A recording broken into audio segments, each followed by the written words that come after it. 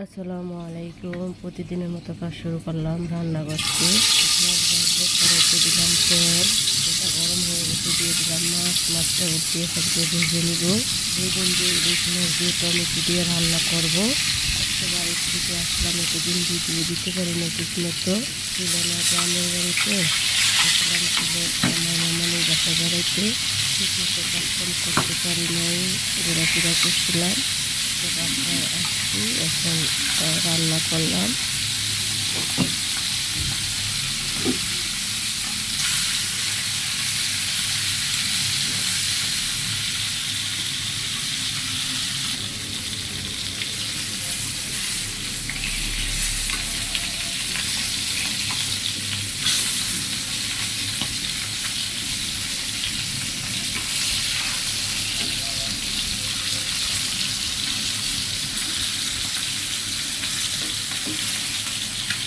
মাছটা ভাজা হয়ে গেছে, এখন তুলে নিলাম। বেগুনটা ভেজে নিব, বেগুনটা ভেজে নিব।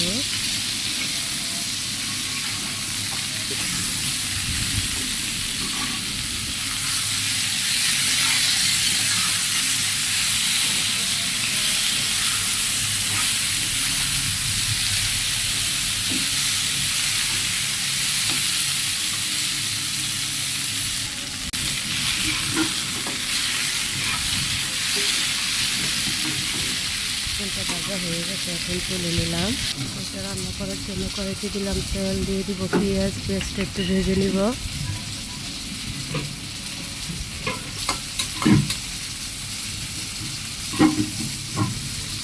ভাজা হয়ে গেছে, এখন একটু পানি দিয়ে দিব। জিরা বাটা দিব, লবণ, হলুদ গুঁড়া, মরিচ গুঁড়া, কাঁচামরিচ দিয়ে মশলাটা ভালোভাবে কষিয়ে নিব।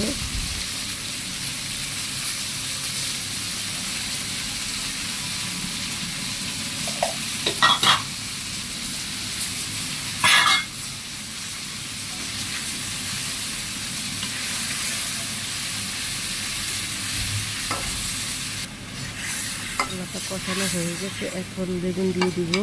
ভালোভাবে মশলার সাথে কষিয়ে নিব।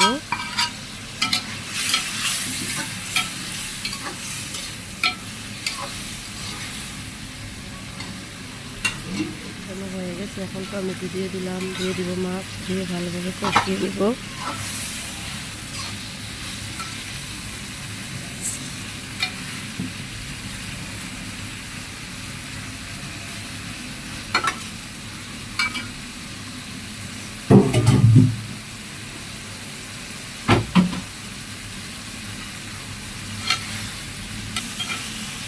টমেটো মাছ এখন কষানো হয়ে গেছে, পানি দিয়ে দিব। পানি দিয়ে রান্না করব।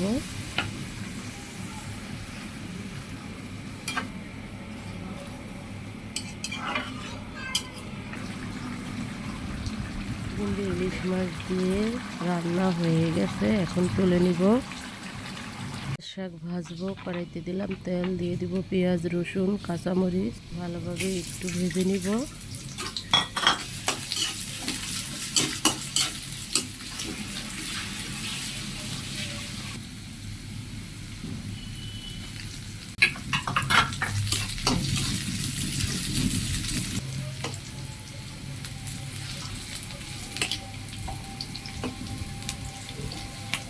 হয়ে গেছে, এখন শাক দিয়ে দিব। শাক দিয়ে ভালোভাবে ভেজে নিব।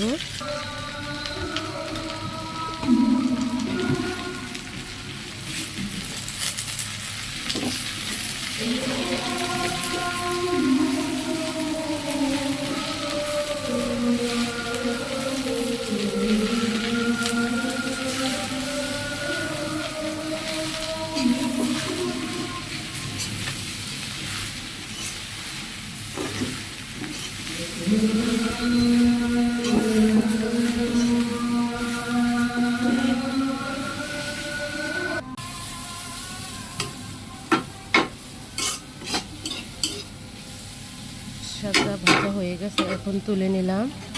ভেন্ডি ভাজবো, পাইপেনে দিলাম তেল, দিয়ে দিব পেঁয়াজটা একটু ভেজে নিব।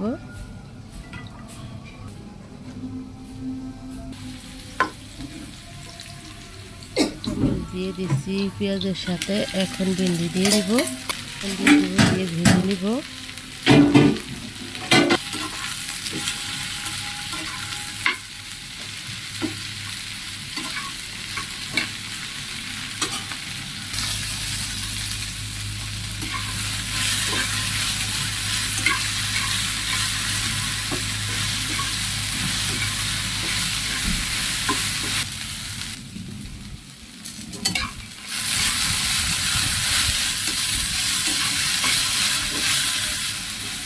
চিংড়ি ভাজিটা হয়ে গেছে, এখন তুলে নিব।